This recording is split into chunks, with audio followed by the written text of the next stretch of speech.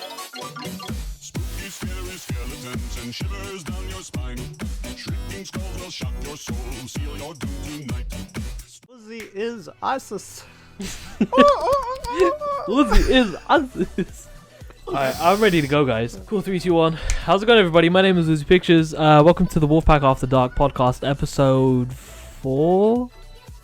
This is episode 4, yeah? I don't fucking know. What the fuck? I'm here for the first time. Grumpy. I don't know. Alright, let's just say it's episode 4. Today's episode is actually really different because we basically kind of covered the most generic things you do for Halloween. So I thought what we could do is mix up D&D and fighting fantasy. So basically Flash has joined us for the first time in the podcast. Flash, where have you been, mate, first of all? Alright, man. So over here, I've been all the way in fucking Kentucky, right? You know, because I had the Colonel owe me some fucking money, but you know, the Colonel's dead, so I can't get that money. So I had to go see his fucking great-great-granddaughter, and she is fat. That's the end of my story. Okay. The way this is going to work is I'm going to give these guys a few minutes to basically describe their characters and give me the names, background, gender, yada yada yada. And then I will be the dungeon master. I'll be speaking through them throughout the entire story. The way it will work is this. When they come to a decision, when I give them a situation, they'll have to agree on one decision. Now, if it leads to their death, they will go back to the previous point and we'll continue all the way through the end of the story. There is an end. But, yeah, no, actually, I think that's pretty much it. So, Flash and Dungeon Mistress. Dungeon Mistress. I think we should call this the WolfPack Dungeon. I don't know. I'm working with something. Come on, guys. What is this? Woozy Quest. Oh! Woozy Quest. Oh, I like that. My dick just rised. What the? Alright. Flash, since you've joined the podcast for the first time, go ahead, give me the name, character, give me a character.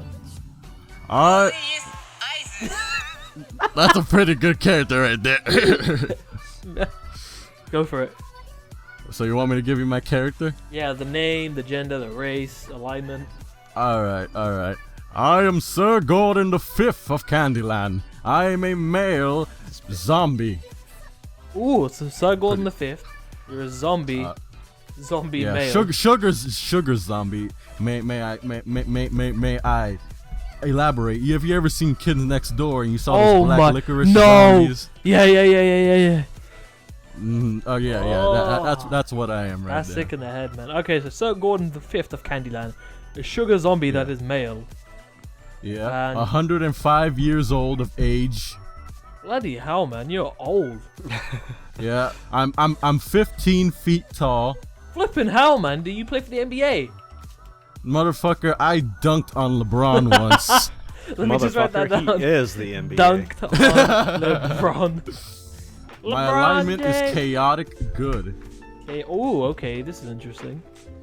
Oh, Mm-hmm. Sir Gordon the Fifth of Candyland, a male sugar zombie that is 105 years old, 15 feet tall, has dunked on LeBron James, and is chaotic good.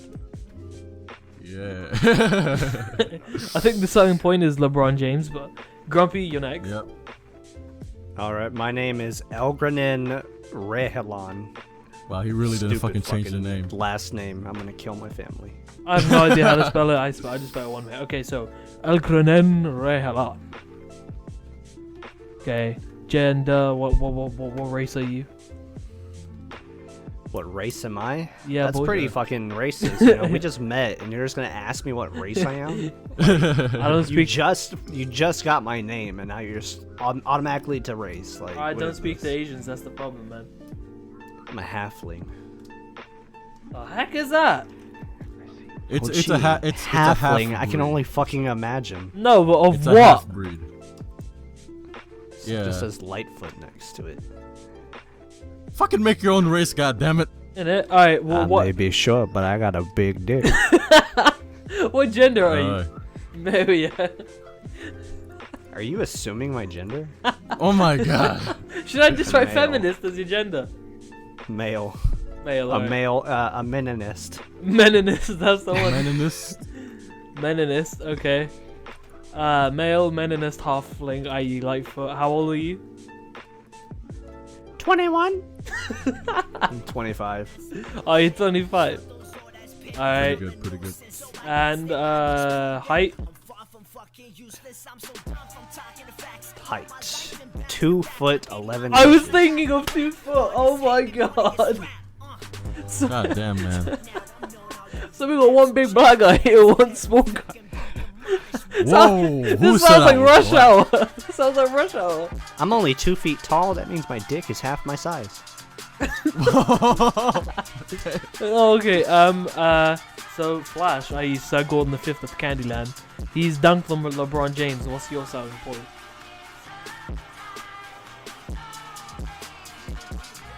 Woozy is ISIS. I find that Woozy is ISIS.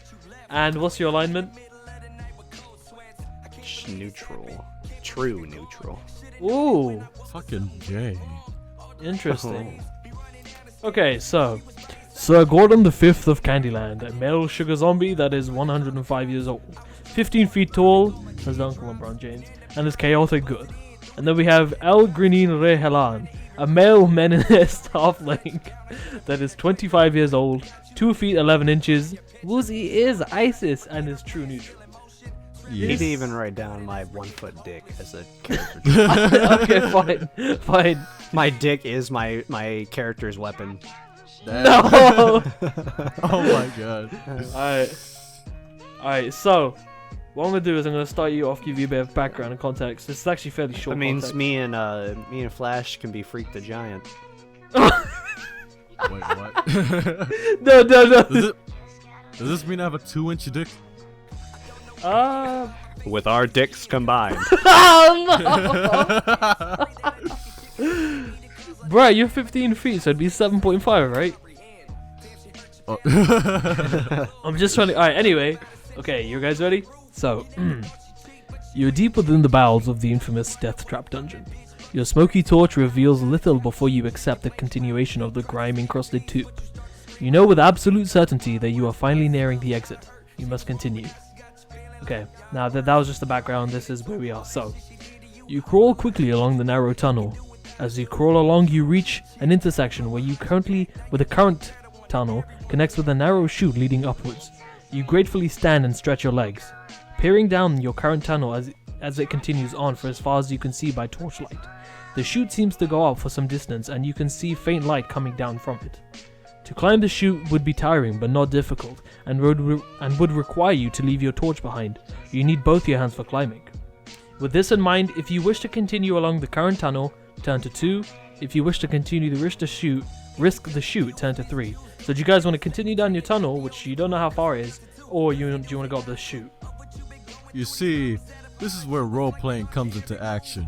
I take the torch, shove it up my ass, and I climb the ladder. Grumpy's like, yep, been Alright, there, done that. I guess I'm following up behind him. At Alright, least so- my path is lit. Hey, do. Alright, so you guys want to go up the chute with the torch in your butt? Oh yeah, in Lit. my asshole. Alright. It lit in my asshole. He never said that the end on fire was up his ass. He just said that the torch is up his ass. Oh, it could be so the you're handle, gonna the look handle. like a what are those Like they a call again? Charmander. So he's gonna look like a Charmander. No, do you know? Alright, fine, we'll go up the chute. Okay, leaving. Well, we're not gonna leave the torch. So you slowly worm your way up the narrow chute. You notice pock marks in the chute where iron rungs were once embedded, and silently curse whoever it was that removed them. Sheepishly, you stopped cursing as you realize who ordered their removal, and with aching muscles finally reach the top of the chute. Deduct 1 stamina due to tiredness, so we're not gonna do any of that, but the chute is sealed at the top by iron grill. You can see beyond the grate into a well-light passageway. You brace your legs against each of the chute and pause for a moment, trying to catch your breath. The grill appears to be quite solid, and you cannot see any mechanism to open it. If you wish to try to push the grill up and get into the passageway, then obviously we can go through that. If you would rather like to go back down the chute and continue around your initial one, then we can go there. Which one do you want to do? Do you want to go back down and go down the other way? Or do you want to see if you can push this grill off?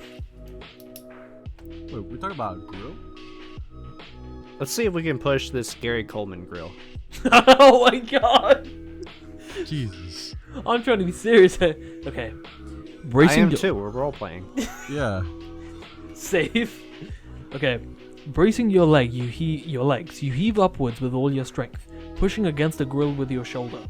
The grill shifts upward fractionally and comes down with a loud clang as you are forced to release it. As you prepare for another push, you hear the sounds of movement from above. A burly-looking orc appears above the grill and thrusts his spear through the grill at you. The spear slices along your shoulder, so you've been damaged now. You are forced to let go and slide rapidly down the tube. Coarse orcish laughter following you down as you fall.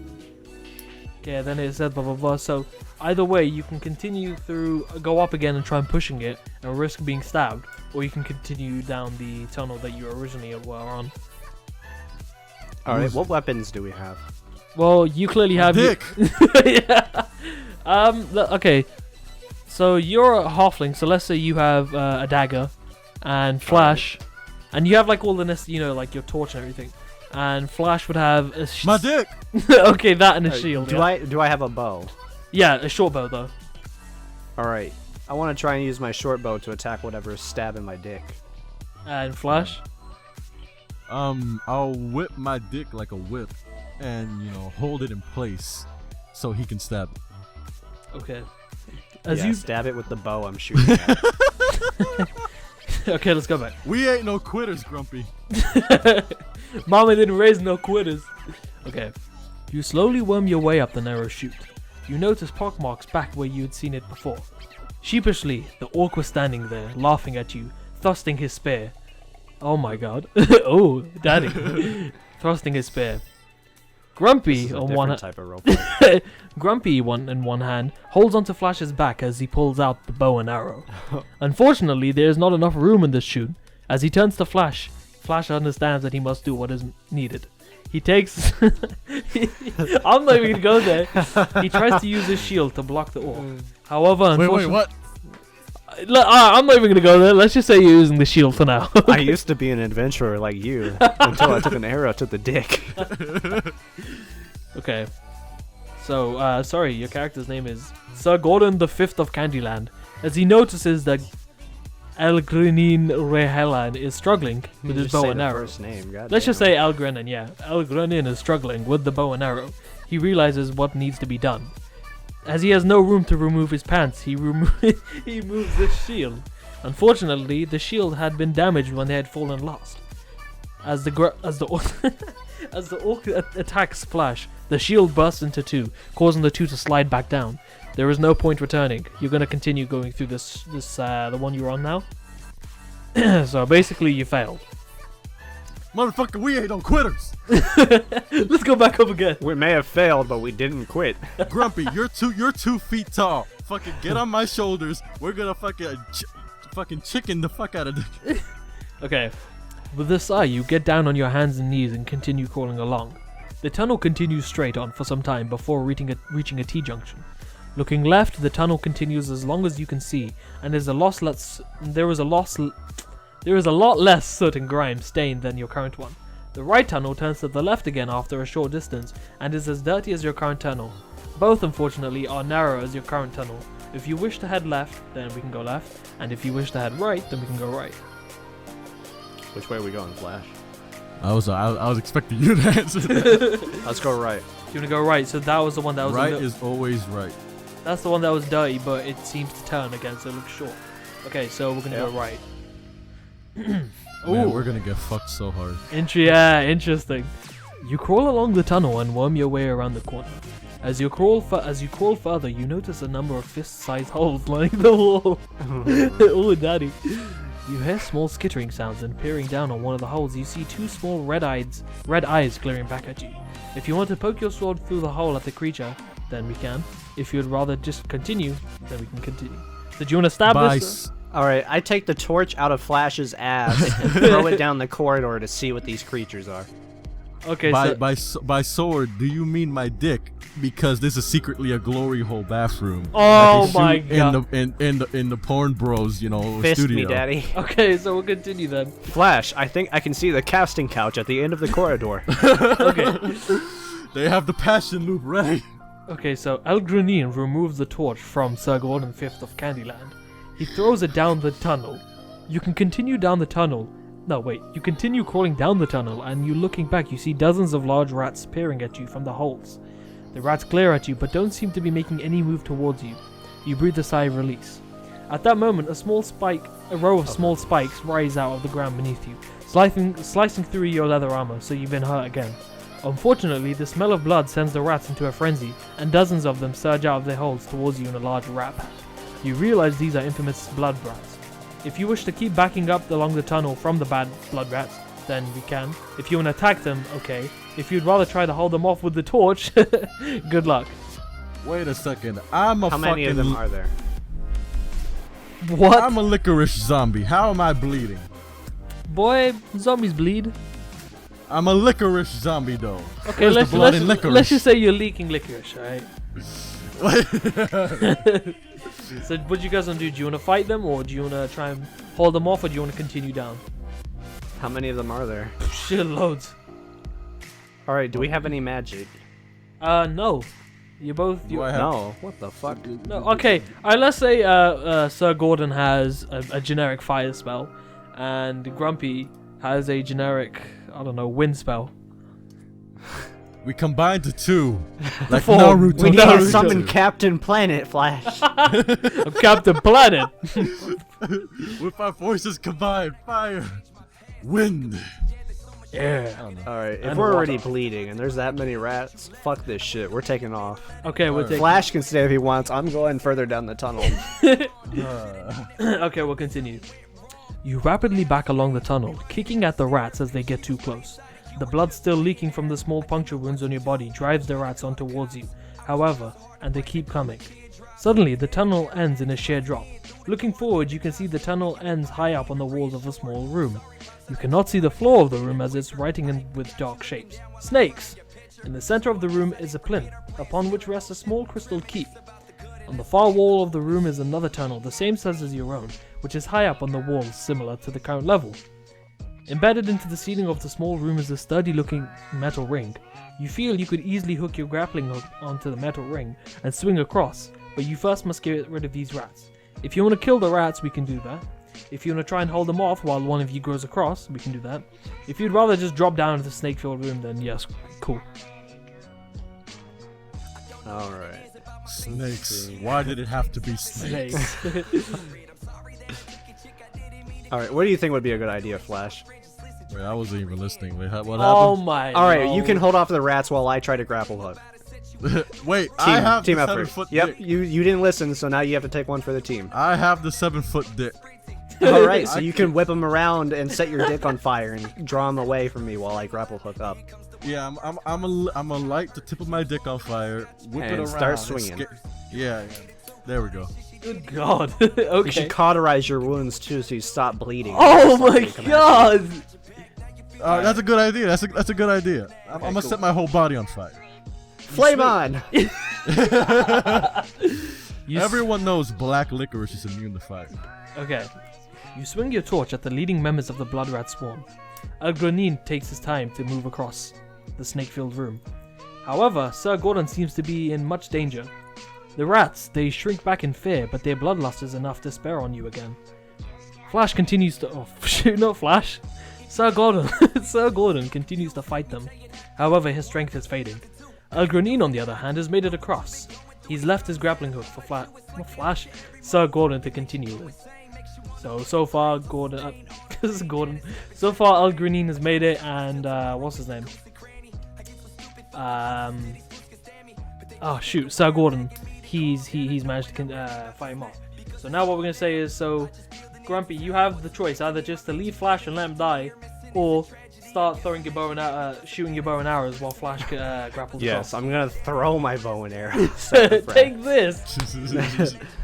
Would you Don't worry, Flash. I'll save you. Throws his my bow. bow into the snake-infested pit. Okay, what'd you All right, do? I pull my bow out and try to protect Gordon so he can come across. Ooh, daddy. Yay! Okay, so we'll do. Actually, hold on. Wait, I'm what? still bleeding, right? Yeah, but you're not as hurt as he is. All right. I wipe my blood on the tip of my arrows and shoot them behind the rats so they get away Ooh. from Gordon so he can come across. Ooh, interesting. I like that. I really like that. Okay. Ooh. Now what's happened is, El Granine's arrows has sent. I rolled a 1. El Granine's arrows have sent the rats back into a frenzy.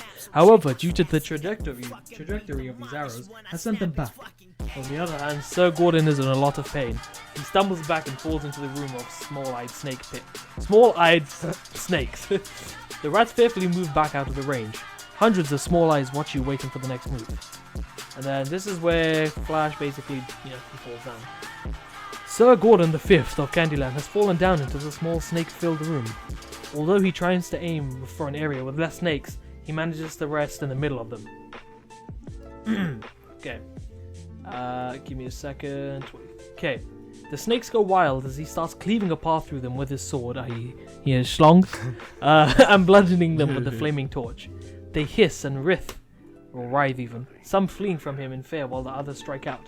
You are stricken by one, and he takes poisonous damage.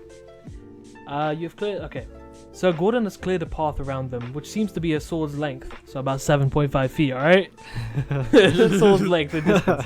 And he's easily able to keep them at bay, the snakes. He moves his way up to the plinth and examines the crystal key, so you're back together now. You both know that it'll be dangerous to take the key. If you wish to risk it and you want the crystal key, then we can do that.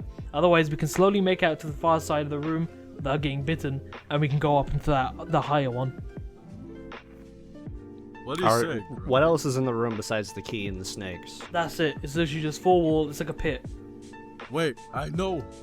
I search for traps. Ooh, interesting. Everyone knows that's the key to every Dungeons and Dragons. So, do you guys want to try and examine the key, or do you guys want to forget it and just go back into the other tunnel and continue? What do you say, Grumpy? I'll let you pick. I examine for traps. So you want to examine the key and search for traps? Yes. Okay. No harm in double checking. Oh god, okay. So Gordon and El Granine continue to search for the key. Examine the key. As he takes the crystal key, he drops it into his backpack. So now, one of you guys make a note, you have the crystal key on you. As they move towards the tunnel, a huge snake detaches itself from the main body of snakes and rapidly slithers towards you both. It rears to strike and you both must fight it. So you both fight it, and we're not doing any of the rolling stuff, so you win. 20. Wow. Hey! We're not doing any rolling? Nah, bro, That's we ain't got pretty that. Dude, what's the point? Just kills himself. You relax. I might as well just choke on my sweet double die. Hissing. Yeah, he might as well just shove his sword down his throat. Hissing. These must be Leafy fans. Ah! Damn. You both reluctantly start crawling down the new tunnel. As you were both poisoned, it didn't look very good for you, and you haven't got the snake bite antidote, so you're both turning quite sick. So you both actually have your torch still on you. Then How do we both still have our torches when Flash threw his torch at the rats forever ago? No, you threw. No, you threw mine. Yeah, I threw it, but I'm saying, like, if it's still there, did we ever... You never said we picked it up. Well, no, you each had a torch each. You had a torch each, sorry. Alright, and I took the one from Flash's ass, which was his, and it's in the tunnel with the snakes. No, Or with the rats. You threw your bow and arrow at them with the tip of the blood. What are you talking about? I shot an arrow behind them. Yeah, but you didn't touch the. It's okay. It's okay, Grumpy. Okay, let's just continue. And to that say still that. doesn't explain how we got a torch It's back. okay. There's no point for Grumpy. continuity. Okay, you It's have your okay. torch on you. Okay? What? This is not Rick and Morty. A 20-minute D&D session, and there's no continuity whatsoever. Oh, I pull my great sword out and bash a hole in the wall, and we're out of the labyrinth. Can I pray to the Almighty? Bruh, I don't even know where we are at all. You just made me lose it. Okay, so you guys fought the what you call it? You guys fought the Snake. The basilisk from Harry Potter. Bruh, if that fought you, imagine that. Okay, 35. So you look down. So you continue through the tunnel, and it comes to an edge. You look down into the new room. It's a fairly small room with 2 exits out of it. One on the left wall from which you are, which goes into a passageway, and a large wooden door on the wall opposite you. On the right hand is flanked by 2 brightly burning torches and torch holders, and there's a large tapestry. Alright, you got torches there, okay? Shut the fuck up. As no hostile creatures are in sight, you quickly drop down into the room. If you need one of the if you want one of the torches, you can grab it. So we got it now. From where you are, the tapestry appears to be of a different area of the dungeon. It shows several adventurers having just triggered a pit trap. Triggered! You can check out the door and you find out it's locked. If you have the crystal key, if you have a crystal key, you find it won't fit correctly in the door. You'll have to take the different way out. If you want to examine the tapestry, then we can. If you want to check out the passageway in the northern hall, then we can do that. Alright, well Yuri just said the key doesn't work with the door, so there's no point in checking that shit. So we might as well examine the new cavern or whatever. You want to check? No, there's three things. There's the door, which we know doesn't work. There's a passageway in the northern wall, and there's a tapestry on the right. So what do you want to do? Do you want to go down that passageway? Alright, well let's look at the tapestry first before we find out it's saying don't go down the passageway or you'll fucking die. Okay, oh, interesting. You move forward to examine the tapestry closer. It's quite a fine work and... Wait a second. It appears to be of this room. In fact, just then the floor gives out beneath you and you plunge into a narrow pit. By reflex, you thrust your hands out and catch hold of what appears to be a metal rung. Catching hold of the metal rung, you jerk to a stop. I'm jerking what? I'm jerking what?